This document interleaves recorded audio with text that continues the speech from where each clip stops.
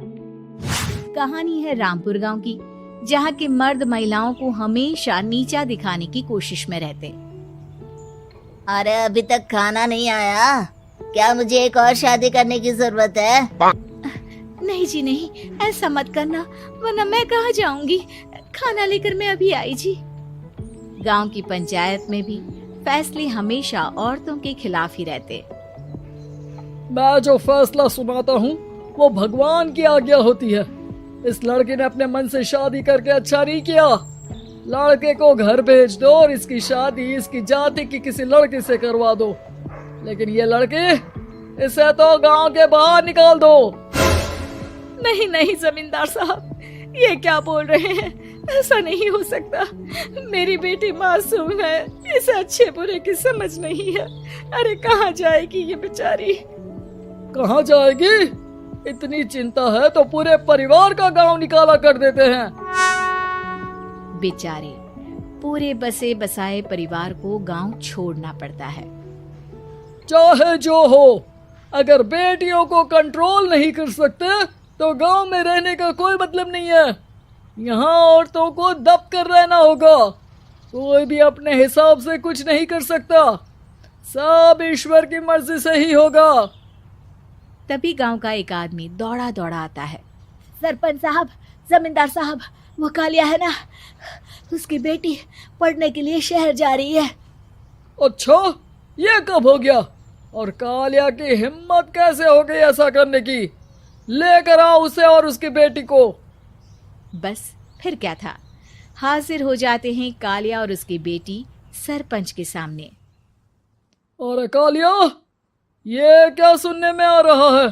बेटी को इंजीनियर बना रहा है तू? और ये बता, गांव में तो स्कूल नहीं है, फिर कहां से इतनी क्लास पास कर गई तेरी बेटी?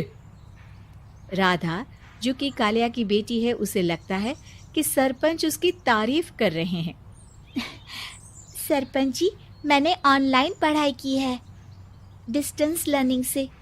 सभी में मैंने अच्छे नंबर पाए हैं, जिसे देखते हुए शहर की इंजीनियरिंग कॉलेज में मुझे स्कॉलरशिप मिली है। वाह जी वाह, क्या होती है ये? पहले तो ये बताओ, फिर आगे की बात करते हैं। पूरा गांव राधा की बात सुन रहा था और राधा बोलती जा रही थी। तो ऐसे मैं फ्री में एक अच्छी शिक्षा लेकर गांव में जो कुछ परेशानियां हैं, जैसे बिजली, पानी और इंटरनेट जैसी समस्याओं के लिए काम करूंगी। मैं गांव को शहर से जोड़ने के लिए पुल का निर्माण करवाने का प्रस्ताव रखूंगी। मुझे पूरी उम्मीद है कि जल्द ही हमारा गांव भी तरक्की की राह पर चल पड़ेगा।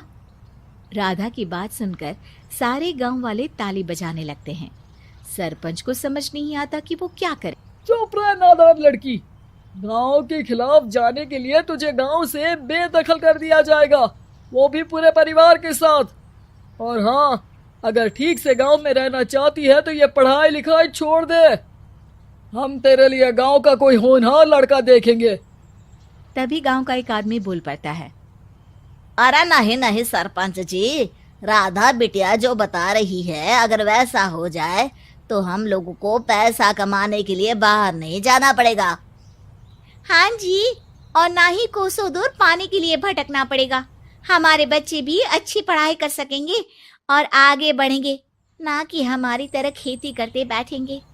क्यों गांव वालों, राधा बिटिया का साथ देना चाहिए ना। सरपंच देखता है कि गांव राधा के साथ है तो वो चुप हो जाता है।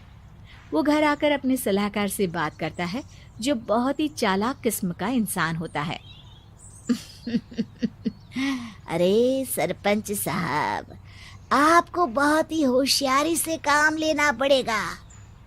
एक बार गांव तरक्की कर गया, यहाँ के बालक पढ़ लिए तो कोई ना पूछेगा आपको। और फिर ये जो बेटा और बेटी है ना आपके, इनको भी आम लोगों की तरह ही जीवन जीना होगा। हाँ, लेकिन करे तो क्या करे? वो ना आप मुझ पर छोड़ दीजिए, बस मैं जैसा बोलूं करते जाइए। अगले रोज सुबह जब गांव वाले सोकर उठते हैं तो राधा के घर के बाहर और साथ ही वो लोग जिन्होंने राधा का सपोर्ट किया था, उनके घर के आगे लाल रंग से कल आऊंगी लिखा होता है। कल आऊंगी, यह क्या होता है? अरे यह तो खून से लिखा है, लगता है कोई भूत प्रेत या चुड़ैल का साया है। चलो सरपंच जी के पास चलते हैं। सभी सरपंच के पास जाकर उसे सारी बात बताते हैं। अरे ये तो बड़ी मुश्किल की बात है। चलो मैं एक बाबा को जानता हूँ, उन्हें बुला लेता हूँ। सरपंच बाबा को लेकर गांव के घर के बाहर जाता है।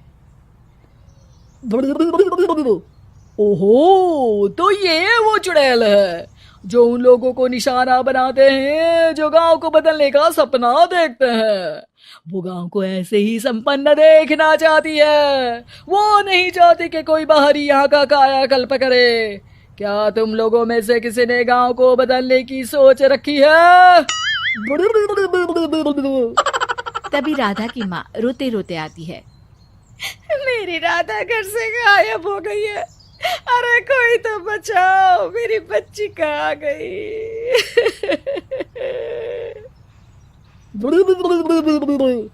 ले गई वो चुड़ैल, तेरी बच्ची को ले गई। अब वो उसे श्रापित करके छोड़ेगी, उस पर चुड़ैल का साया हो जाएगा। तभी बुरी सी हालत में राधा भी वहां आ जाती है। उसके बाल चुड़ैल की तरह फैले होते हैं और कपड़ों में खून लगा होता है। सभी राधा को देखकर डर जाते हैं। माँ, पता नहीं मुझे कौन उठा कर ले गया था। अरे दूर दूर हो जा चुड़ैल, अब हम लोग इस गांव में नहीं रुकेंगे। अरे कैसी बातें कर रहे हैं आप? कल तो आप मेरे भरोसे गांव का हुलिया बदलने, अपने बच्चों को पढ़ाने और तरक्की उन्नति की बात कर रहे थे, तो आज क्या हो गया आपको? ये फिर तुम लोगों को बहकाएगी। ये चुड़ैल गांव में आ चुकी है, ऐसे ही ये तुम्हारे घर के बच्चों को भी ले जाएगी। गांव वाले राधा को गांव से बाहर निकाल देते हैं। उसके माँ बाप रोते रहते हैं, लेकिन गांव वाले नहीं मानते। मैं भी अपनी बहन के साथ गांव के बाहर रहूंगा, लेकिन वो पढ़ाई नहीं छोड़ेगी। वहीं सरपंच के घर पर सलाहकार कहता है। देखा, सांप भी मर गया और लाठी भी नहीं टूटी। लेकिन अगले ही दिन सरपंच के घर के बाहर भी वही शब्द लिखे होते हैं। और फिर सरपंच की बीवी कहती है, हमारी बेटी को किसी ने अगवा कर लिया है। तभी राधा का भाई वहां आ जाता है। अरे गांव वालों, मैंने सरपंच जी की बेटी को देखा था। वो चुड़ैल उसे उठाकर ले जा रही थी। अरे क्या मजाक कर रहे हो? नहीं नहीं सरपंच जी, आप नहीं जानते। वो चुड़ैल अब आपकी बेटी में आ जाएगी, जैसे राधा के अंदर आ गई थी। तभी सरपंच की बेटी वैसी ही हालत में वहां आती है जैसे राधा आई थी। पापा, पता नहीं कैसे मैं गायब हो गई थी। चुड़ैल, इसके अंदर भी चुड़ैल का साया है, मारो इसे। अरे नहीं नहीं, इसे भी राधा के पास गांव के बाहर ही भेज दो। अरे चुप रहो, मेरी बेटी कहीं नहीं जाएगी और चुड़ैल बुड़ैल कुछ नहीं होता है। अरे कैसे बात कर रहे हो सरपंच जी? आप तो बोल रहे थे कि आपका फैसला भगवान का ज्ञान होता है, तो अपने पर बात आई तो अब आप ऐसे बोल रहे हैं। अरे ना ना ना, आपको अपनी बेटी को त्यागना ही होगा। अरे बुलाओ बाबा को। राधा का भाई बाबा को ले आता है, जिसे अब गांव वालों के डर के कारण सच बोलना पड़ता है। मैं कोई बाबा नहीं हूँ, मैं तो मोची था। ये सलाहकार महोदय ने मुझे कहा था एक्टिंग करने को। अब वो मुझे पैसे देने वाले हैं। अब मुझे माफ कर दो।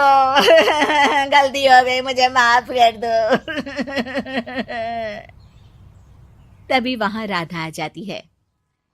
देखा सरपंच जी, जब गांव के बच्चे साक्षर होंगे तो आप जैसे लोगों की चालाकी नहीं चलेगी।